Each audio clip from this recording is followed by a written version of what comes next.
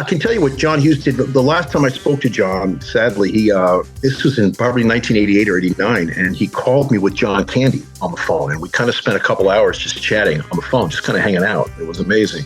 What's your plan Z, Uncle Sam? First, we have to take the plane back. Remember, kid, only have one job. Protect the president.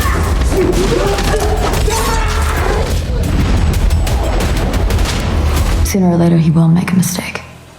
And it'll be the last mistake he ever makes.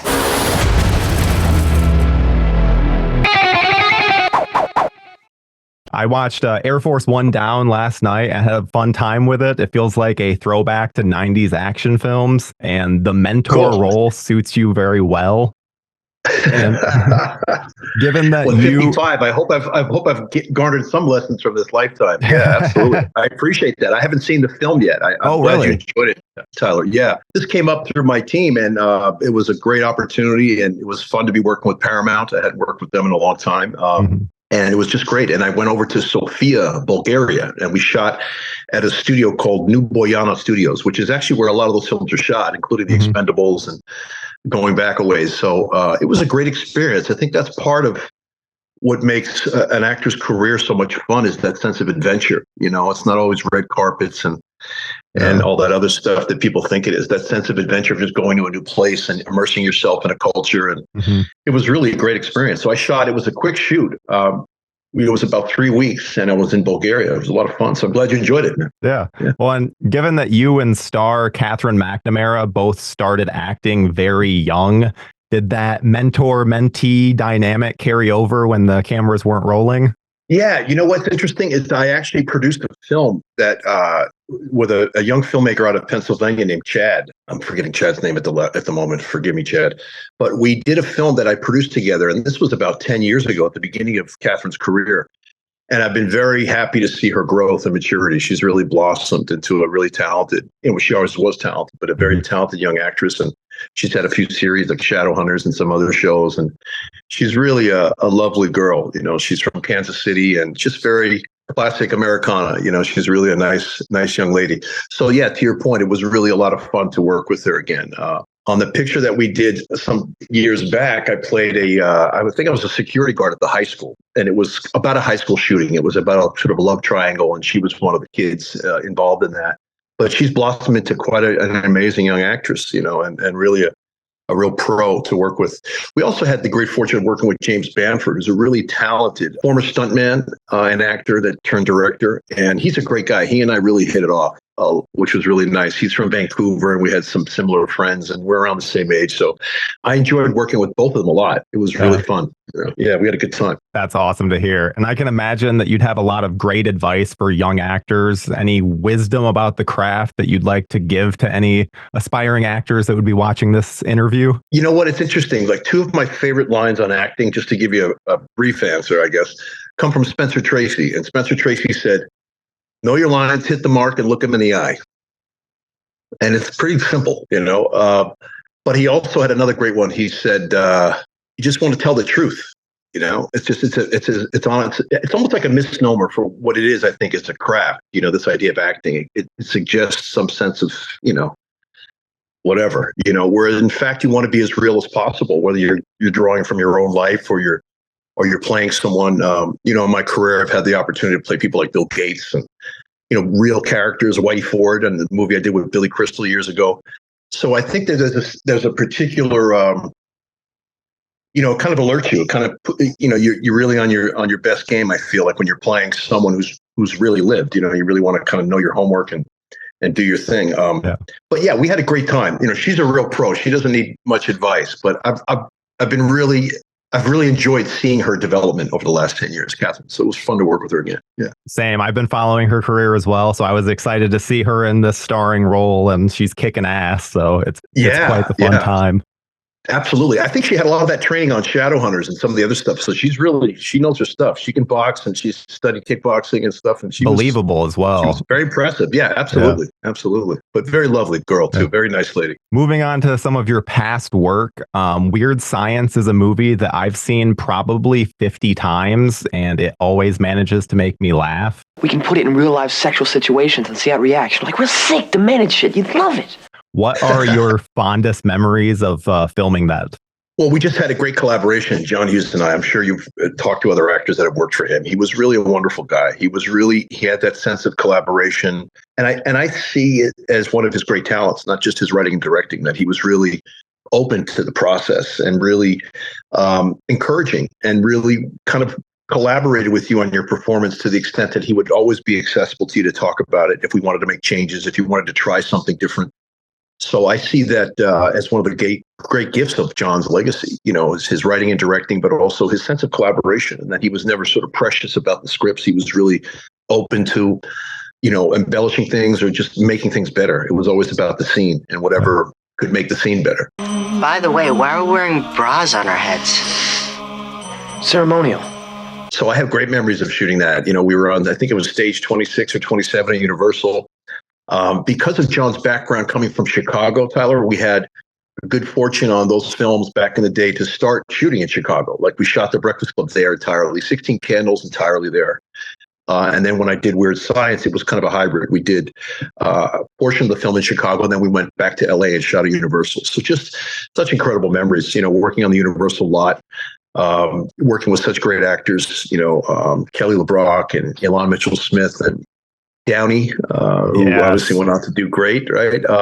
Robert Russler, so many great people, Suzanne Snyder, Judy Aronson. We've all maintained a friendship to this day. And I know a lot of actors can share that camaraderie on certain projects from earlier in their career.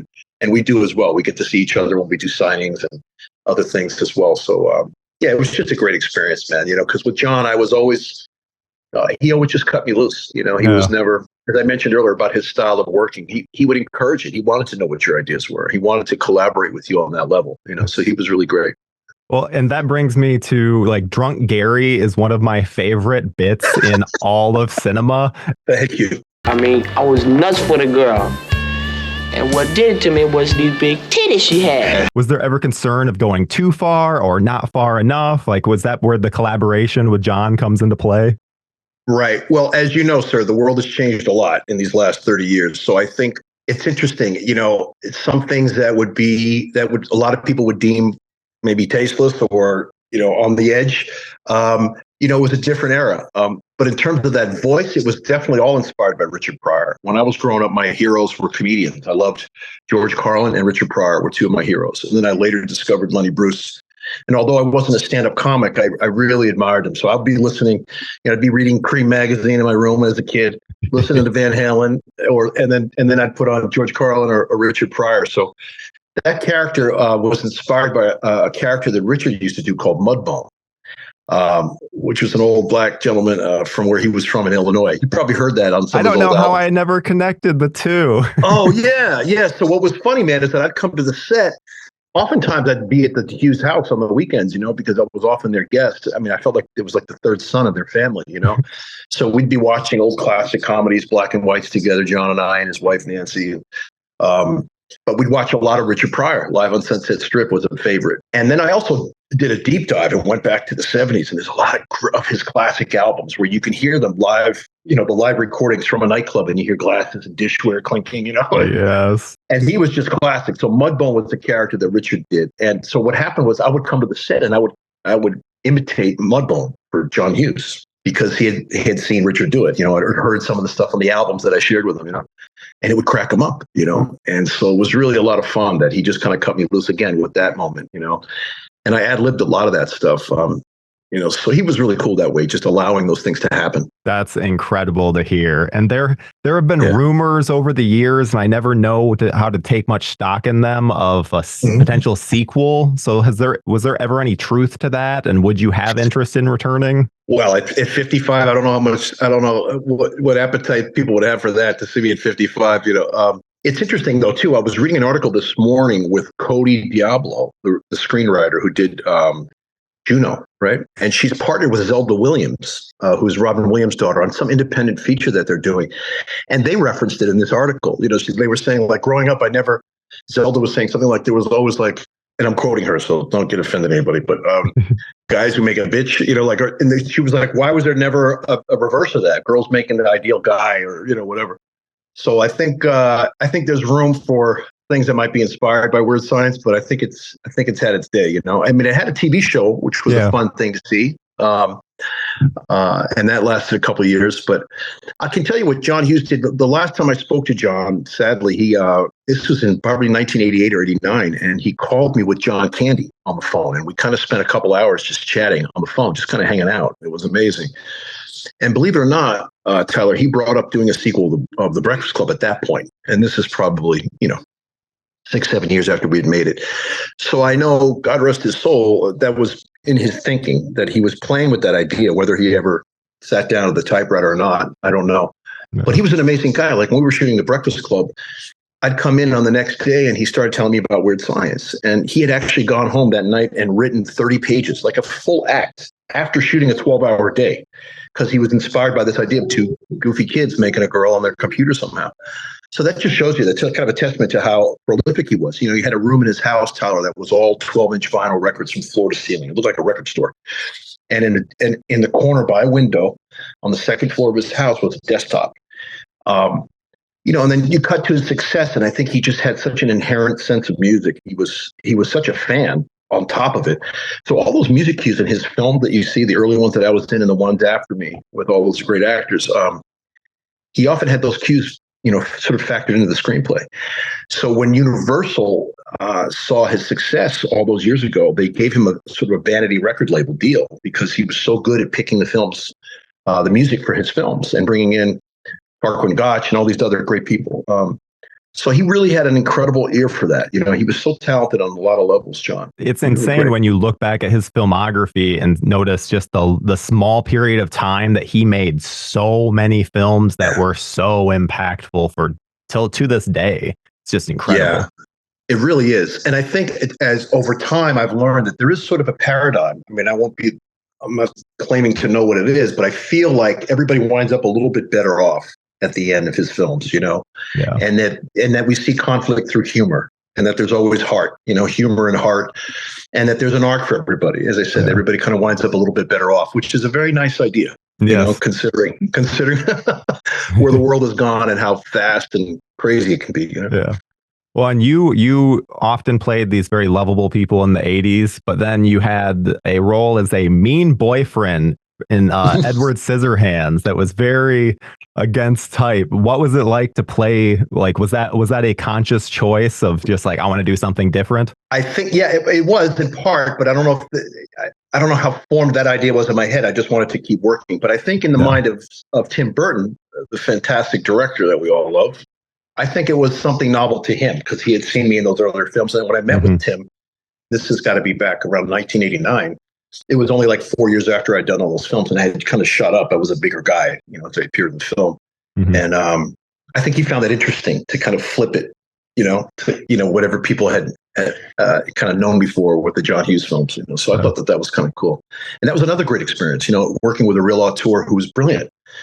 After many years of thinking about it, at some point I had this idea that I think maybe Tim Burton is Edward Scissorhands. He grew up in Burbank. His hero was Vincent Price from all those classical horror films. And he was a student of animation, so it's easy to kind of connect that in a way. So that's, at some point I started thinking, well, maybe he was Scissorhands, but he's a great guy. He's wonderful to work with.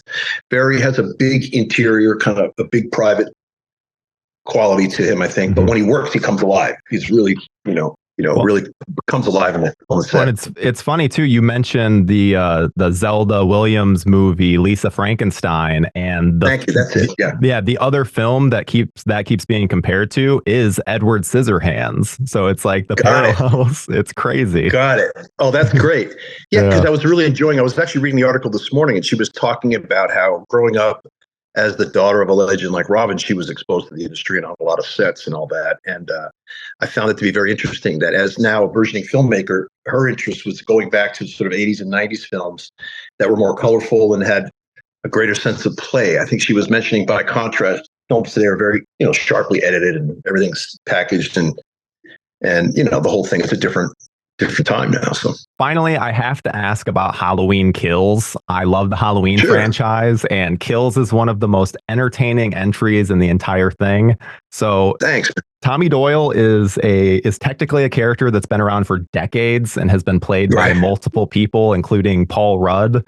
So what kind of preparation went into you? Like, did you end up doing for this part? Well, I'll be very honest. I've only seen to this date, I've seen Halloween Kills and I saw the original. I have not seen anything of the other films. Yeah, I really didn't. But all due respect to Paul Rudd, he's a beloved guy and he's a great actor. I like him a lot. Basically, I'll say all I did is I kind of shaved my head. And I showed up on the set and I had a great relationship with David Gordon Green. I thought he was fantastic, and everybody that works with him can, I'm sure, extend the same type of, compliments. But he in many ways reminds me of John Hughes. He's very collaborative. He's very much in his shoes. He's a very humble, down-to-earth guy. He has a great sense of loyalty. He and Danny McBride, who I love. I mean, I really admire these guys. Mm-hmm. They started their production company, and they're very cool guys. They're family driven. They, as you know, probably moved to the East Coast. And when we met, we had a great meeting in LA in August of 2019 before I did my screen test. I asked my representatives to coordinate that, and they were kind enough to do that. We had a great exchange. We met where he was staying, and we talked for about an hour. And I wanted to get a sense of his vision for the film and what he wanted to do with it. Because I actually saw with my wife Halloween, the reboot with Jamie Lee in the theaters. So after that, I did my screen test, and I kind of just went all in as I did in the film. I just put as much energy as I could into it. Mm-hmm. And it was really interesting. When I got to the set, David Gordon Green pulled me aside and he was like, you're the hero of the film. You're kind of leading the town. And I think as we saw in the film, the circumstances kind of bring that out of everybody. Everybody becomes kind of a hero in the town, which is wonderful as we sort of rise up to fight Myers, So it was really cool. And again, like I said, he reminded me of John in a lot of ways. He was really great to work with. So that was just a great experience. I was so pumped up about that film. I think probably more than anything I've ever done, to be honest with you. I was so excited in the anticipation of it. And then unfortunately, due to COVID, they delayed the release by a year. Mm-hmm. So I had to wait like an extra year like everybody else. But just a great experience. I loved working with Jason Blum and Blumhouse, and the whole cast and crew was fantastic, And we shot it in a relatively short period of time, Tyler. We shot in about 5 weeks. That's crazy. That is such a short time for the movie of that size. I think so too. But it's also a testament to the good business practices of Jason Blum. He built his empire doing films, I think, in that sort of $2 to $5 million range. And then after Get Out, obviously the company was absorbed by Universal, and they're a fantastic company. They really know what they're doing. But I just loved working with Rough House, which is Danny and Danny McBride and David Gordon Green's company, because a lot of guys that were on the crew that had gone to film school with. So again, that sense of loyalty was really key. They've had a great close-knit crew that have been around them for years. So as you know, it takes a village. It's always about the crew and the entire effort. So I don't separate cast and crew. It's like we're all one crew trying to make a project. Well, and can I just say you would be absolutely perfect in Righteous Gemstones. So here's hoping. Thanks, man. I love that show. While I was doing Halloween Kills, I was enjoying the earlier seasons, and it's just such a funny show, right? They're really talented guys. I love the work that they do, and they're inspired. They're good guys. But before I let you go, I have to ask you about your big Netflix movie that's coming out this summer, Trigger Warning. Can you tell me a little about this? Sure. Well, it was a really great opportunity that came up. I had a nice meeting with Molly Soria, who is the filmmaker, and she's a wonderful lady. She was nominated for Best Foreign Film at the Academy about 4 or 5 years ago, I believe it was, maybe a little bit longer.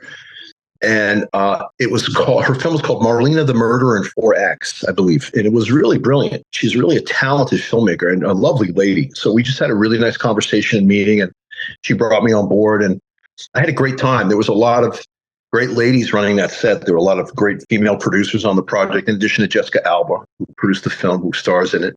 And again, another great experience. I went to Santa Fe, New Mexico, and shot the film, and I was playing a real bad guy. I'm playing like a corrupt guy who has two sons that are kind of corrupted. Yeah, but it's going to be fun, man. And as I said, from that standpoint of seeing another really talented female filmmaker emerge, it's going to be exciting to see, because we shot the film a couple of years back. So I'm excited to see what they've done with it now that they've had all this time for different reasons. And man, looking forward to it.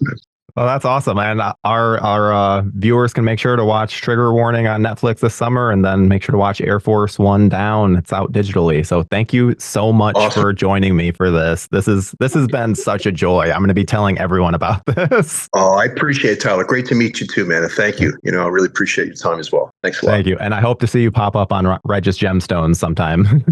That would be great, man. I would dig it. I would like that. I'd like that wig that Walter Goggins wears. I'd love to play a crazy preacher or something. It'd be fun. Let's put that out in the universe.